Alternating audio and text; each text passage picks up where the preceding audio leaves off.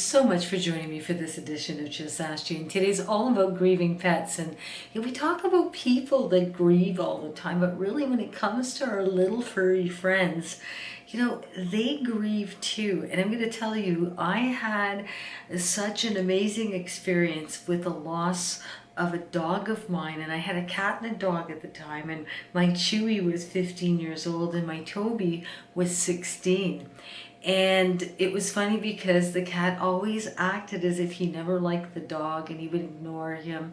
But I'm telling you, when the dog passed away, that cat grieved heavily. Now there's different signs of grief. There's different things that happen with animals that grieve through different stages. For example, when you have two pets in the house, such as I did. I had a dog and a cat. The dog passed away, and unfortunately my cat passed 6 months later, but he didn't die because my dog passed away. He passed away because he was sick and he was elderly. Now, for grieving pets, I'm going to tell you, it's terrible to watch them, walk around looking for the other pet, wondering where they've gone. My cat meowed very, very heavily. He looked around everywhere, in every little nook and cranny. He looked for that dog.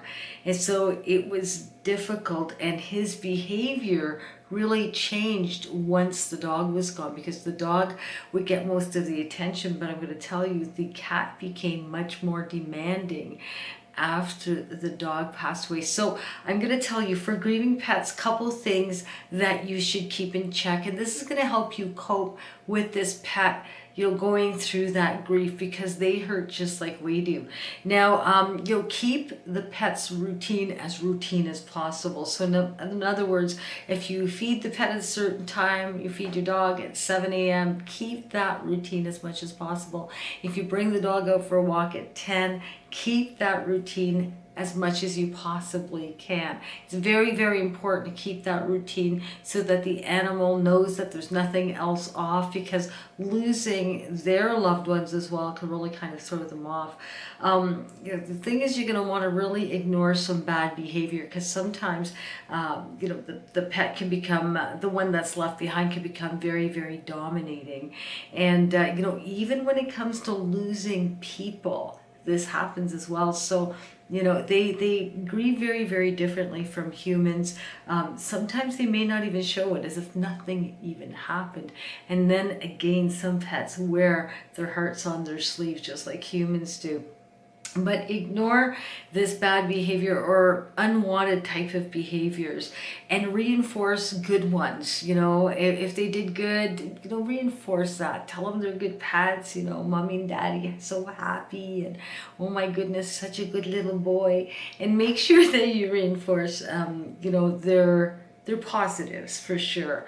Now, when they do become a little bit more demanding, it's to not pay so much attention to that. So sometimes you may have to preoccupy the pet in different ways. What I did with my cat is I got him different toys, and just little things like that. I would play little games with him. I would become more active with his playtime so that he didn't miss the dog as much. So new toys are always kind of a good little thing. Some people get other pets.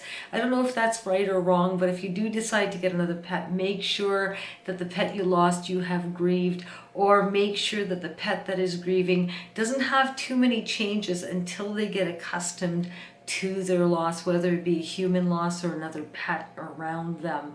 Our pets, they love us so unconditionally. They're always there for us, and it's always good to know that we should be there for them as well when they're going through their emotional losses. So with all of these little tips, you can really help the process of your pet's grief so much more than just ignoring it. Really ignoring it's not going to do any good.